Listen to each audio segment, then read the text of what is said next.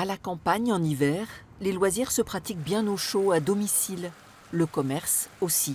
Cet après-midi-là, Rachel reçoit des copines ou des voisines pour une vente de lingerie. La conseillère de vente Nadine organise ces rencontres depuis 6 ans. Elle en a fait son métier à temps plein et a choisi le numéro 1 de la vente à domicile pour se lancer. Bonjour à toutes et bienvenue. Donc, je remercie Rachel de nous accueillir très gentiment dans sa maison. En boutique, les clients viennent à nous. Là, en fait, on est obligé d'aller chercher. Alors, le début de notre activité, ben voilà, je dis toujours, il faut aller chercher les clientes les unes après les autres. Donc, pour les dames qui ne savent pas ce que ça veut dire push-up, donc c'est resserrer les seins et les remonter pour avoir un joli décolleté. Je trouve que c'est vraiment très convivial. Il n'y a pas de barrière avec la conseillère. On se sent bien entouré, je dirais.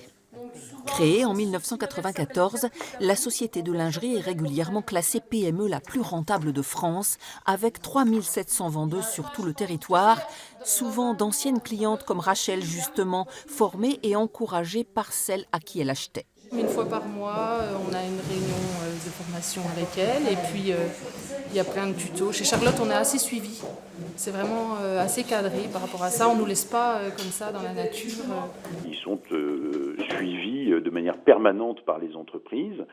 On va même jusqu'à organiser au niveau de la Fédération de la vente directe des formations en e-learning qu'on appelle VDA, Vente Directe Academy, qui permettent à toutes les entreprises d'avoir un tronc commun de formation. Avec un diplôme à la clé et des revenus qui vont de 500 à 10 000 euros annoncés pour une animatrice qui gère tout de même 150 conseillères. Vous en vivez Aisément, oui, bien sûr. Hein. Donc, mes revenus sont mes revenus perso plus les revenus de mon équipe. Lingerie, habillement, bougies, produits d'entretien électroménager. En Franche-Comté, 12 500 vendeurs sillonnent la région pour un chiffre d'affaires de plus de 80 millions d'euros. Lors d'ateliers, qu'on n'appelle pas une réunion chez nous, mais un happy time. Donc voilà, happy pour apiculture, mais qui peut faire happy comme content, quoi. Sauf que ça s'écrit pas pareil.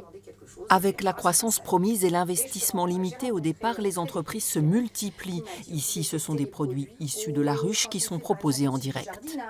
On est dans un monde où tout le monde court, où maintenant il y a moins de contact, parce que vous allez même au supermarché, hein, vous passez dans une caisse où il n'y a plus de caissière, vous allez à la banque, il n'y a plus de guichet, et il n'y a plus cette humanité qu'on pouvait retrouver.